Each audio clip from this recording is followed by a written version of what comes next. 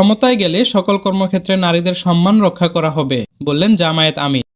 বিরোধী দলগুলোর অভিযোগ, বাংলাদেশের আসন্ন জাতীয় নির্বাচনকে বানচাল করতে ভারতের রাজধানী নয়াদিল্লির প্রত্যক্ষ মদদে উস্কানিমূলক তৎপরতা চালাচ্ছেন ক্ষমতাচ্যুত ফ্যাসিস্ট শেখ হাসিনা। বিএনপিতে চলছে বাতিলের হিড়ি। দলীয় সিদ্ধান্ত অমান্য করে সংগঠন বিরোধী কর্মকাণ্ডে জড়িত থাকার অভিযোগে বিএনপির আরও ২১ নেতাকে বহিষ্কার করা হয়েছে। ডিম নিক্ষেপের ঘটনাকে কেন্দ্র করে নাসিরুদ্দিন পাটোয়ারি বলেছেন, মির্জা আব্বাসের সন্ত্রাসী বাহিনী আমাদের উপর হামলা করেছে। ছাত্রদলে যারা হামলা করেছে, সন্ত্রাসী হামলা করেছে, আমি পুরো বাংলাদেশের কাছে তাদের বিচার দিলাম। ফ্রান্সে ১৫ বছরের কম বয়সীদের সোশ্যাল মিডিয়া নিষিদ্ধ করতে বিল পাস। ইসলাম বিরোধী প্রচারণা চালনায় ইসরায়েলি নাগরিকের ভিসা বাতিল করল অস্ট্রেলিয়া।